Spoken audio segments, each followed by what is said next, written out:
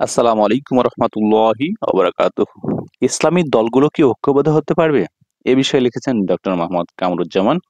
গত 5ই আগস্ট ছাত্র জনতার ইসলামী বিপ্লবের ফলে মাধ্যমে দীর্ঘ 15 বছরের স্বৈরশাসনের পতন ঘটে। স্বৈরশাসক হাসিনা দেশ ছেড়ে পালিয়ে যায়। সারা দেশে নেমে আসে আনন্দের বন্যা। আবাল বৃদ্ধ বনিতা ও শিশু কিশোর বেরিয়ে আসে রাজপথে। দেশ যেন নতুন আরেক বসন্ত। কোটি কোটি মানুষ আনন্দে উৎসাহে ভেসে ওঠে। দেশের সর্বত্রই তৈরি হয় নতুন স্বাধীনতার আবহ। ডক্টর মোহাম্মদ ইউনূসের নেতৃত্বে গঠিত হয়েছে অন্তর্বর্তীকালীন সরকার, এবং তারপরও দেশের ষড়যন্ত্র চলমান রয়েছে। দীর্ঘ স্বৈরশাসনের আমলে বিরোধী দলগুলো তাদের দলীয় কর্মকাণ্ড পরিচালনা করতে পারেনি। এমন বাস্তবতায় নির্বাচন বিএনপি ক্ষমতার মসনদে আসীন হলে সকলেই মনে করেন আর নিকটতম প্রতিদ্বন্দ্বী হবে ইসলামীপন্থীরা। বাংলাদেশের ইসলামী দলের সংখ্যা 50টি। এই 50টি দলের মধ্যে নির্বাচনমুখী সবচেয়ে বড় ও গোছানো দল হলো বাংলাদেশ জামায়াতে ইসলামী। নির্বাচনমুখী বাকি দলগুলোর অগোছালো ও এলোমেলো অনেকটা ছোট ছোট গ্রুপে বিভক্ত। এই গ্রুপগুলো সাধারণত মাদ্রাসা ছাত্রদের নিয়ে গঠিত ও পরিচালিত। অধিকাংশ ক্ষেত্রে সমাজের গরিব, এতিম এবং সমাজের বঞ্চিত মানুষগুলো কওমি মাদ্রাসাগুলোতে ঠাঁই পায়। এই বঞ্চিত মানুষগুলোকে আলেমগণের তাদের মাদ্রাসাতে ভর্তি করেন, হ্যাঁ লিল্লা বোর্ডিংয়ে অনেকটা ফ্রি খাওয়ান। দাওয়ার মাধ্যমে তাদেরকে বড় হয়ে ওঠা, এবং গ্রুপগুলোর সকলেই দেহবন্দী ও কওমি ধারার আলেম হিসেবে পরিচিত। এ ধারাতে রয়েছে 14টি উপদল। প্রতিটি উপদলে একজন করে খ্যাতিমান আলেম রয়েছেন, যিনি দলের প্রধান নেতৃত্বে সমীচীন।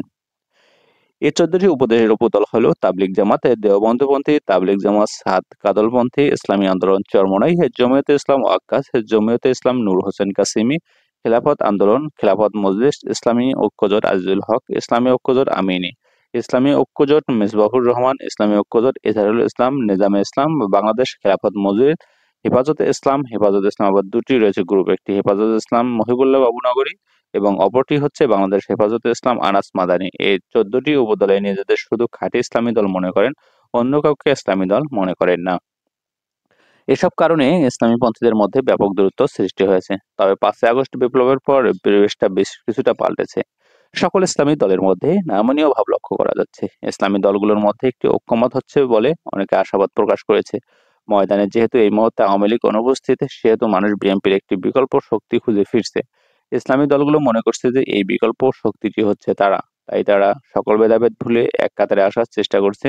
এটি ইসলামপন্থী জনগণের জন্য একটি ইতিবাচক সংবাদ।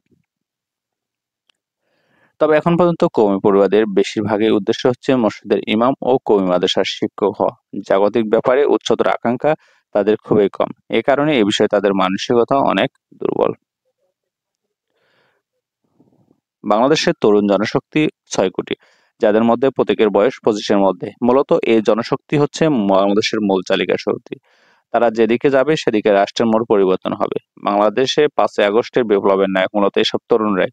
বাংলাদেশে 60টি পাবলিক বিশ্ববিদ্যালয় আছে। এই বিশ্ববিদ্যালয়কে এভারেজ প্রায় 3 লাখ করে জনশক্তি এবং 3 লাখ করে ছাত্র ধরা গেলে, তাহলে আমাদের দেশে অসংখ্য প্রায় অনার্স মাস্টার্স কলেজের ছাত্র সংখ্যা প্রায় 30 লাখের মতো হবে। তরুণদের এই জনশক্তি বাংলাদেশের কর্মকাণ্ডকে পাল্টে দিয়েছে। একথা সত্য, গত 15 বছরের সবচেয়ে বেশি নির্যাতিত হয়েছে ইসলামপন্থী দলগুলো। তবে 5 আগস্ট বিপ্লবের পর এই নির্যাতন থেকে তারা রক্ষা পেয়েছে। এখন আলেমগণ নির্বিঘ্নে কথা বলতে পারছেন, তাদের কর্মকাণ্ড পরিচালনা করতে পারছেন। এই পরিবেশ তারা পেয়ে খুব আবেগ আপ্লুত হয়ে পড়েছেন। তাদের অনেকেই বলছেন যে দেশে দিন কায়েমের সুযোগ এসে গেছে, কিন্তু দিল্লি দূরস্থ। একটি আদর্শ রাজনৈতিক দল শুধুমাত্র ভোটের জন্য রাজনীতি করে না, তারা নির্বাচনমুখী না হয়ে গণমুখী হয়। ক্ষমতায় যাওয়া তাদের মুখ্য উদ্দেশ্য থাকে না, উদ্দেশ্য থাকে জনগণের সেবা। রাজনৈতিক দল ভোটে অংশগ্রহণ করে থাকে, এমন অবস্থায় ক্ষমতা যাওয়ার চেষ্টা করেছে আলেমদের উচিত জনগণের সাথে সম্পৃক্ত। আজকে পর্যন্ত বন্ধুরা, ধন্যবাদ, ভালো থাকবেন। আসসালামু আলাইকুম রহমতুল্লাহ।